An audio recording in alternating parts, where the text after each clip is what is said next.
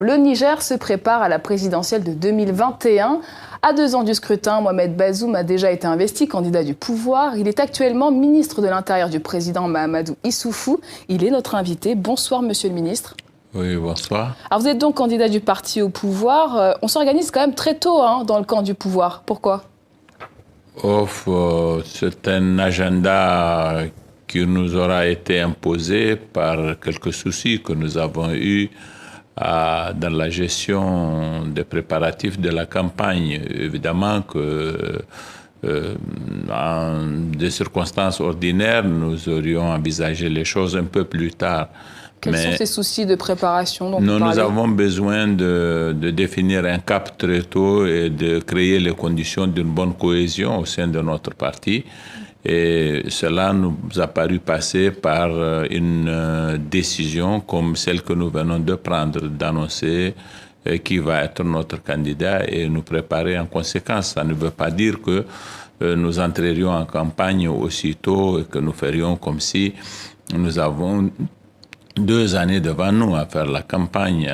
Non, nous allons commencer, mais ça va être très progressif en vérité. Est-ce que votre désignation à 2 ans de la présidentielle, c'était aussi pour mettre fin aux différentes querelles de succession qui se jouaient ? Oui, c'est aussi pour que nous créions les conditions d'une plus grande cohésion au sein de notre parti. Pourquoi avez-vous été choisi ?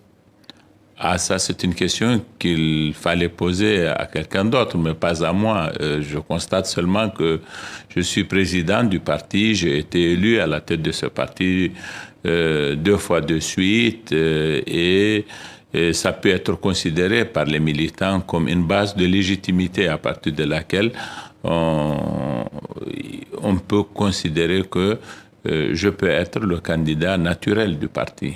Alors parlons maintenant d'un gros dossier, l'uranium. Le Niger, 4e producteur mondial, poste très important dans les ressources du pays. Dans votre programme, est-il prévu de renégocier le contrat avec les Français d'Areva ? Madame, l'uranium aujourd'hui, c'est autre chose que de discuter sur les prix. Depuis l'accident de Fukushima au Japon en 2011, le prix de l'uranium a tout simplement sombré. Plus personne n'achète de l'uranium. Les quantités que nous pourrions produire n'auraient même pas de preneurs. Tous les pays qui utilisent cette énergie ont annoncé des programmes soit de renoncement, soit de réduction. Et l'uranium, c'est aujourd'hui ça, malheureusement. Ça reste quand même très important dans le budget du Niger. Non, pas du tout. Ça représente combien aujourd'hui ? Ça ne représente vraiment pas grand-chose. Quelques recettes fiscales tout à fait dérisoires aujourd'hui. L'uranium, c'est un mythe pour l'économie du Niger. Depuis 2011, plus qu'avant, et même auparavant, ce n'était pas un poste aussi important qu'on l'aurait cru. En tout cas, beaucoup dénoncent les prix de vente qui sont bien trop bas par rapport à d'autres pays producteurs d'uranium. C'est une réalité, ça ? Est-ce que vous allez y remédier ? Non, malheureusement, ce n'est pas vrai. C'est fini, ça. Non, ce n'est pas vrai de penser que le Niger, du fait de sa relation avec la France, vendrait son uranium à un prix moindre que sur le marché international. Il y a un marché spot.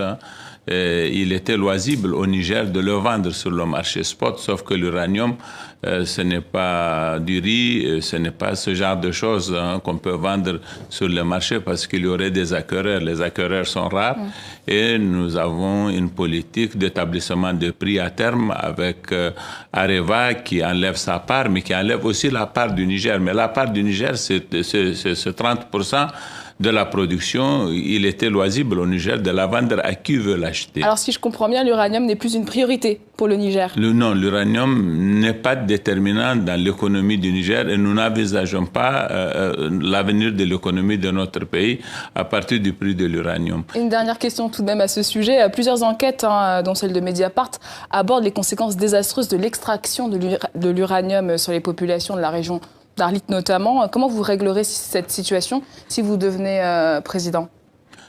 Nous la réglerons dans les conditions qui ont été définies avec nos partenaires. L'uranium, c'est vrai, est une matière qui comporte une certaine forme de dangerosité. L'exploiter dans les conditions, quelles qu'elles soient, comporte un certain nombre de risques.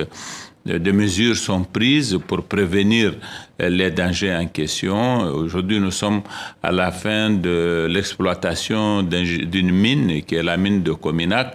On va envisager sa fermeture et il y a un cahier des charges à cet effet qui va être respecté par nos partenaires dans l'exploitation de ce produit-là.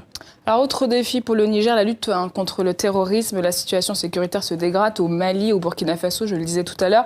Maintenant, le conflit se communautarise. Est-ce que demain, le Niger ne sera pas le foyer de tension, le prochain foyer de tension?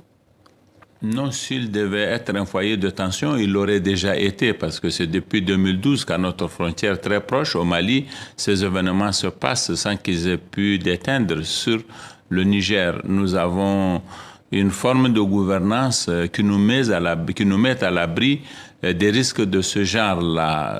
Je ne vois pas comment il peut être possible que de ce qui se passe au Mali et qui nous atteint parfois, ou de ce qui peut se passer au Burkina et qui peut nous atteindre, il peut y avoir des risques de conflits intercommunautaires. Non, ça ne me paraît pas envisageable. Et comment enrayer cette vague ? Au Mali et au Burkina, il faut promouvoir une gouvernance qui prévienne ce genre de situation. Il faut régler les cas qui se posent déjà. Il faut affirmer l'autorité de l'État. Il faut clairement faire en sorte que le monopole de la violence légitime reste l'apanage exclusif de l'État. Il faut que l'État ait la crédibilité qu'il faut pour parler aux communautés, promouvoir le dialogue entre elles et user de son autorité pour que personne n'envisage de régler de compte à son voisin au nom de quelque raison que ce soit. Alors en octobre 2017, un attentat contre des soldats américains révèle l'ampleur de la présence américaine au Niger. Alors une base de drones est en cours de construction. Qu'est-ce que gagne dans tout ça le Niger ? Avec cette base, avec cette présence américaine? Ce n'était pas un attentat, c'était bien plus que cela. C'était une agression. Un attentat où des soldats américains sont morts? Ce n'était pas un attentat, bon, mais ce n'est pas important. Qu'est-ce que nous gagnons dans notre relation avec nos partenaires? Nous gagnons des informations précieuses. Si nous vivons en paix aujourd'hui encore, malgré le fait que nous ayons un foyer de guerre au Nigeria, à notre frontière, malgré la situation au Mali, malgré la situation en Libye. C'est ça la réalité du Niger. Si aujourd'hui encore nous tenons que nous sommes en paix, c'est aussi en partie dû à la coopération que nous entretenons avec nos partenaires. Nous n'avons pas livré notre territoire. Vous n'avez pas le sentiment de sous-traiter votre sécurité nationale? Non, nous ne la traitons pas. Ce sont nos militaires qui assurent notre sécurité. Mais au-delà et en amont, il y a des renseignements qui sont importants. Et puis, nous avons aussi beaucoup d'autres avantages en termes d'acquisition de moyens. Dans le cadre de cette coopération, justement, il n'y a personne qui se soucie de notre sécurité plus que nous. Et lorsque nous engageons des formes de coopération avec nos partenaires et que le résultat est celui dont nous justifions aujourd'hui, nous ne sommes pas prêts à ce qu'on nous donne des leçons très facilement, parce que tout simplement, il est plus aisé de faire des critiques de ce genre que de penser aux problèmes auxquels nous sommes confrontés. Ce sera le mot de la fin de notre interview. Merci beaucoup, Mohamed Bazoum, candidat à la présidentielle au Niger. Merci d'avoir répondu à nos questions. Je vous en prie.